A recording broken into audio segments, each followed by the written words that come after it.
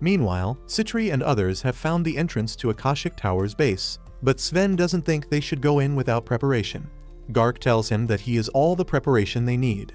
He asks Citri and Sven to trust him and head into the cave, because he wants to show Liz that he has still got the dog in him.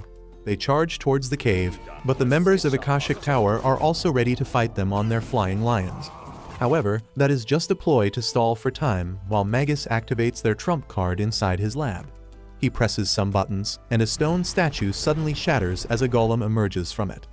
Magus says that this is the greatest weapon of the Akashic Tower, and he is confident that the enemies won't be able to defeat it. The golem goes outside the cave where Gark is ready to fight it. It swings its heavy sword on the old man, who has to use his entire strength to block it.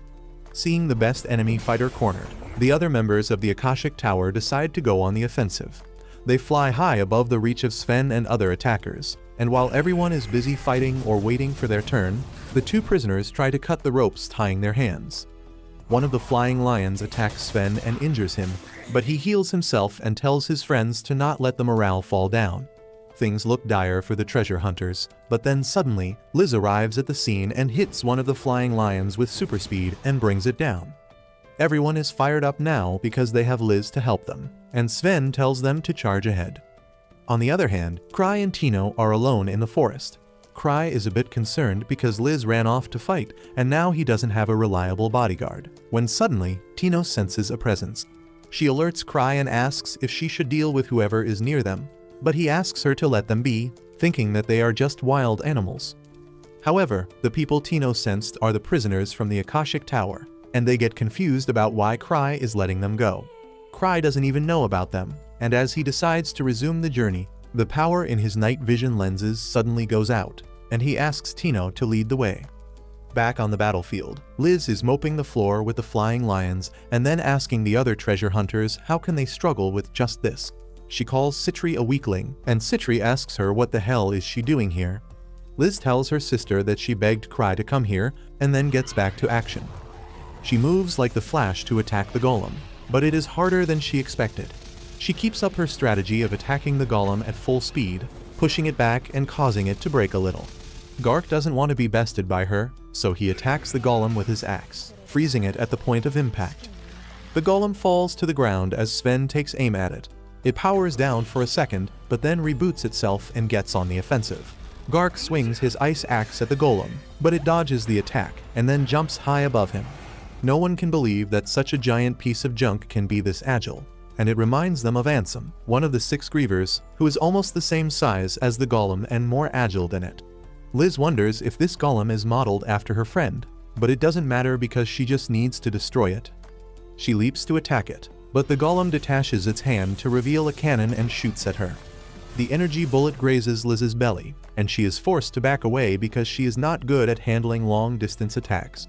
She keeps running as the golem shoots her, and Citri thinks that it will be hard to destroy the golem, even with her sister's offensive power, so she should try to deplete its battery. Liz takes that personally and attacks the golem to prove that she can defeat it. She hits it with a powerful combo and causes it to fall, and Gark attacks the golem's foot to finish the job. However, the golem flies off using thrusters on its back, and Liz gives up on beating it.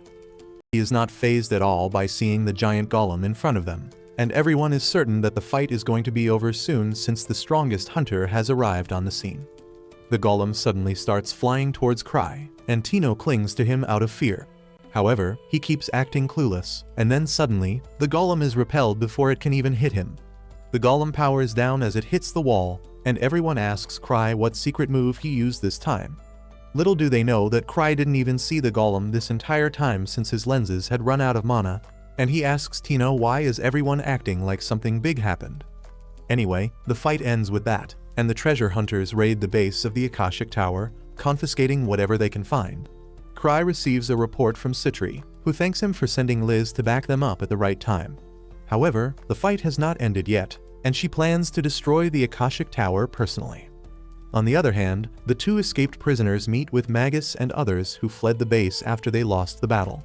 The 2 men are sure that the redhead alchemist among the treasure hunters is Sophia, and they tell Magus that she has infiltrated their enemy's base, so she might do something. However, Magus no longer has the courage to fight against Cry because he cannot even fathom what he is going to do next. He decides to leave the Empire and asks his men to call Sophia back. Meanwhile, Cry attends a meeting with Gark and a government official who want him to tell everything he knows about Akashic Tower, but he doesn't know shit, and he tells it to them clearly. He asks them to talk to Citri about this because she was in charge, and the government official gets nervous on hearing her name. 3 years ago, there was a massive jailbreak, and all the proof pointed to Citri, because of which she was demoted to rank 2 and her title was also taken away. However, Gark personally interfered to prove that she was innocent, and ever since then the government officials have avoided her. Back at the makeshift base of Akashic Tower, the disciples of Magus have captured and brought Not Sophia to him. She is scared of them and asks what are they going to do to her, and Magus asks her to drop the act. However, the girl keeps on insisting that she is not Sophia, and when a flying lion appears hostile towards her, Magus realizes that she is telling the truth. Just then, the real Sophia comes there with a bottle of wine, and everyone is confused. Sophia, however, doesn't react even after seeing her doppelganger, and tells Magus that they look identical, but there is still a lot of noticeable difference between them. She suddenly takes off her wig and robe to reveal that she is actually Citri, and everyone panics. Magus asks her how dare she cosplay as Sophia, and Citri tells him that she is the same Sophia he knows. Everyone is shocked to hear this, and they think that Citri was betraying them from the beginning.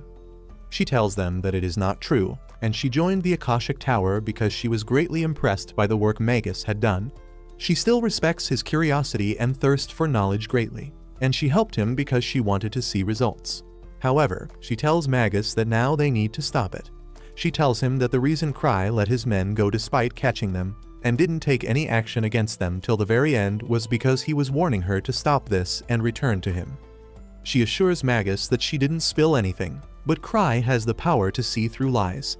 She says that he set up everything so that they could try out their research against high-level hunters, and it was a success for the most part.